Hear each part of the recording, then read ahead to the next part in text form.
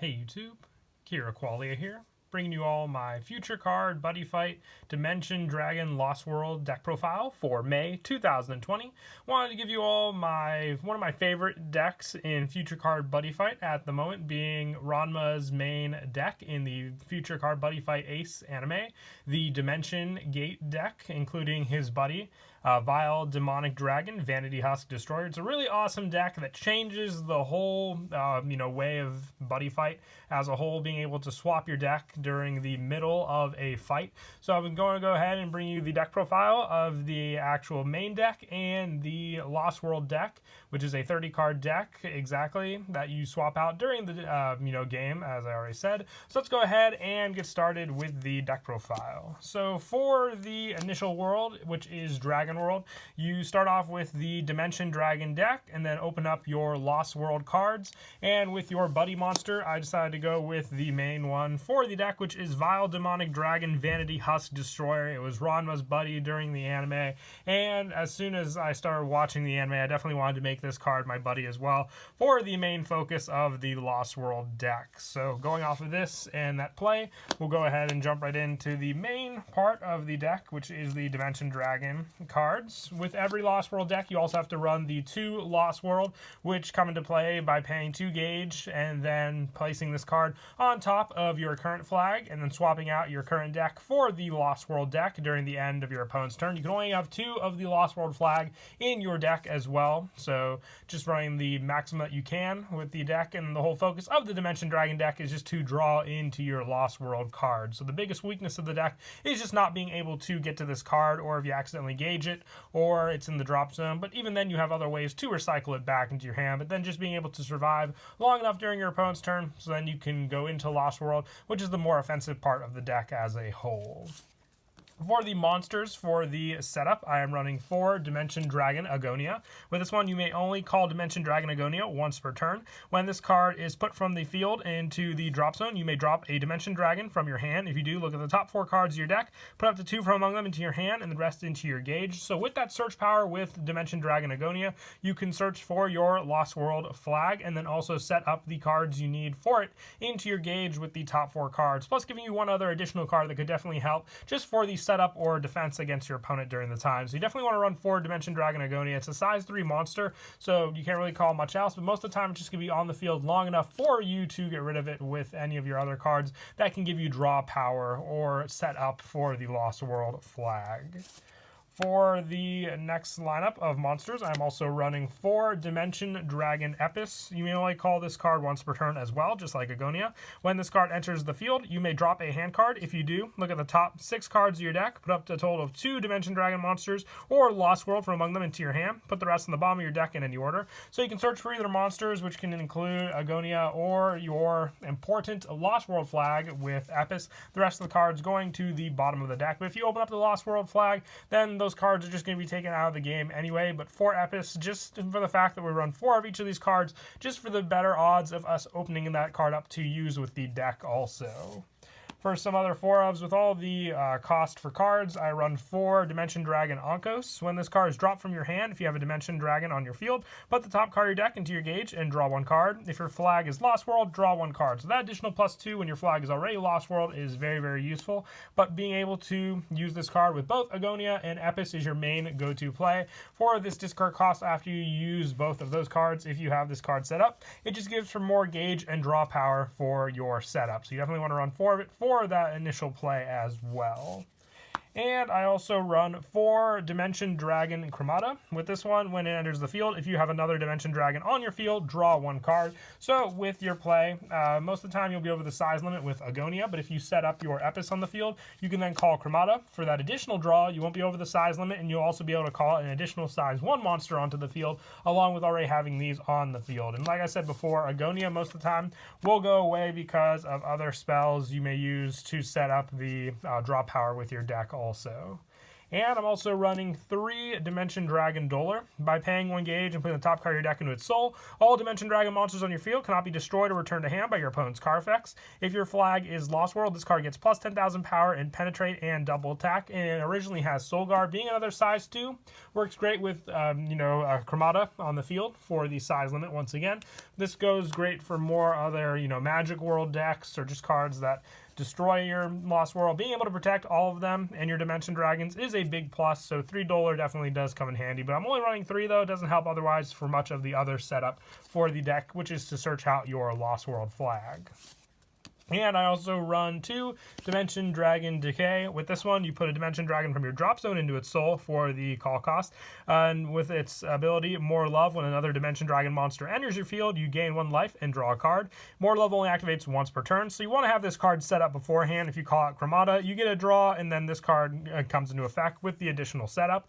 If your flag is Lost World, this card gets plus 10,000 power, plus 10,000 defense, a critical +1, and double attack. So most of the time, it's not really there for the offensive power. It turns into that once your flag becomes Lost World, and then just being able to rely on that double attack for the multiple attacks. Most of the time I use it for clearing out my opponent's monsters also.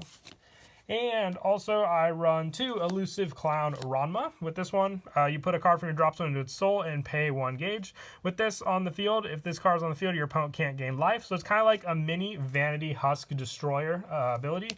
And also with its counter skill, which is choose a card on your opponent's field, and you may drop an Adventurer or a Dimension Dragon from your hand. If you do, destroy the chosen card. If your flag is Lost World, you put the chosen card into the drop zone instead. You may only use this ability once per turn. So it gets around the card destruction effects, being able to just send the cards, so anything that would prevent them otherwise. Like I said, once again, going off of the mini Vanity Husk Destroyer play, the no life gain and the send effect of this card works very well being a size 1, but with your Lost World monsters not having sizes, you won't have to worry about that with that setup, and you can rely on Ranma until you get out your Vanity Husk Destroyer. And I also run 2 Dimension Dragon Odio. With this one, you may put another Dimension Dragon from your field into the drop zone and pay 2 life. If you do, choose a card from your deck, put it on top in your drop zone, shuffle your deck, then put the chosen card on top of your deck. So with this one, if you have Agonia on the field, you can call out Odio. You won't be over the size limit, but then you'll still be able to set up the cards. Then you can send Agonia to the drop zone, checking the top 4 of your deck and knowing for certain that the Lost World flag is there for that setup with this card. And that is it for the monsters. We'll now move on to the spells. For the spells in the deck, I run 4 DN Bringer. You may only cast this if you have a Dimension Dragon on your field. You pay 1 gauge, draw 2 cards. Then if your flag is Lost World, you draw an additional card and deal 2 damage to your opponent. So it's a draw 3 potentially, deal 2 damage to your opponent card. And the only flaw is it is a once per turn, but running 4 of it, so you can at least always have this card to play once per turn for that setup, giving you cards in your hand and potentially just dwindling away your opponent's life also. And the best card to work with Agonia, I run 4 Desuction. You destroy a Dimension Dragon on your field to gain 1 life and draw 2 cards. You only cast it once per turn, but it does have counters, so you can use it on your opponent's turn also. And like I said before, it's the best way to get Agonia into the drop zone, aside from calling something over Agonia, and just giving you that additional draw 2 and gain life ability with this card also. And the best way to hold out against my opponent with their attacks, I run 4 De-Alteration.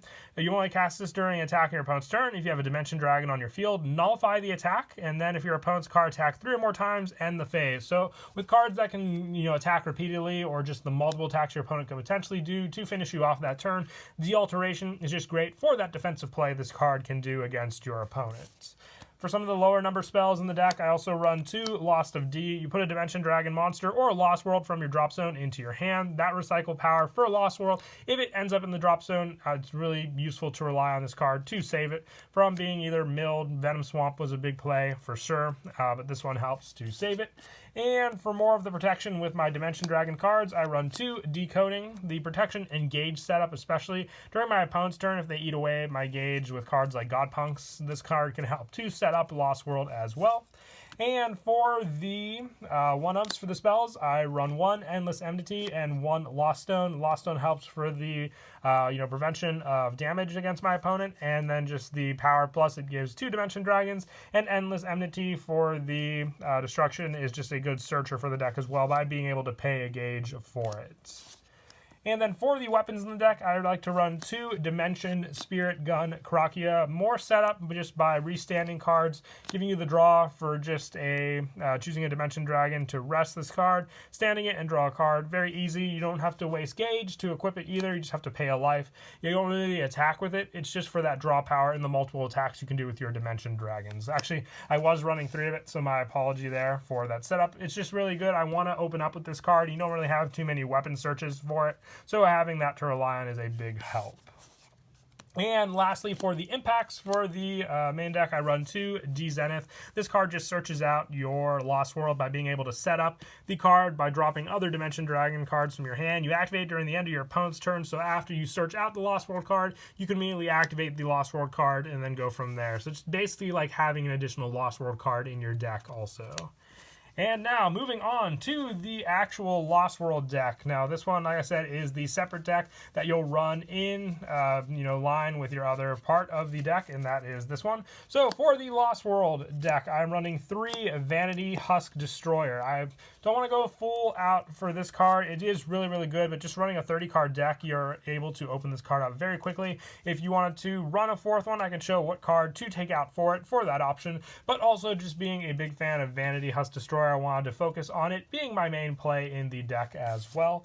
For my other cards, I also run, and also, once again, with this one, it basically has the same effects as Ranma, but also having double attack, and every time it attacks, you send a card in your opponent's field to the drop zone, and while it's on the field, your opponent cannot gain life, and it cannot be destroyed by your opponent's card effects. So having 10,000 defense, it's extremely difficult for your opponent to get over this card. Most of the time, they just have to attack into it, and having 30,000 attack and 3 critical as well, it can do massive damage against your opponent, and using other cards like Krakia, being able to restand this card to attack again is just all the more pressure. And then for the next stage of Vanity Husk Destroyer, I run 3 Vanity Epoch Destroyer. When your Vanity Husk Destroyer on the field or one of your other Lost World cards will be destroyed, you call this card out, it drops all the soul from your opponent's cards, and then sends those cards to the drop. So you don't have to worry about big soul buildup. This card takes care of that, and it's basically the next step for your Vanity Husk Destroyer on the field. So if your opponent thinks they destroyed this card, they have another one to then worry about coming out on the field also.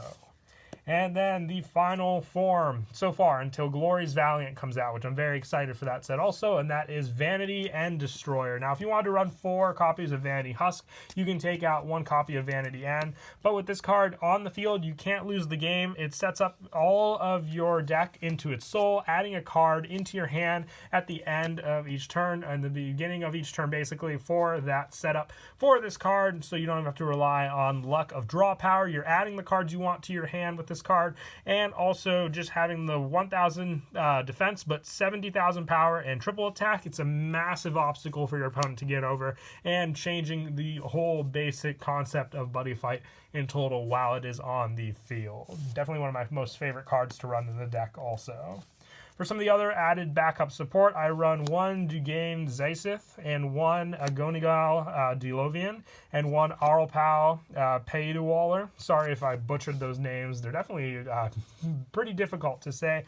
And also 1 Vanity Husk Destroyer, the Skull. The 1-ofs for these cards are just the setup for the destruction power each one can bring to the deck, along with the double attack, life gain, and just overall setup for negation of my opponent's monsters' abilities on the field. But I feel you only need 1-ofs for these with Vanity End, and just the overall easy draw power you can have to get through your deck. It's really all you need to rely on in total. For your weapons, I run 1 Vile Demonic Particles, Lossless Hyzer, and 1 Vile Demonic Arms, Lossless Wall. This one's more for the defensive plays, and your opponent cannot call monsters onto the field by card effects.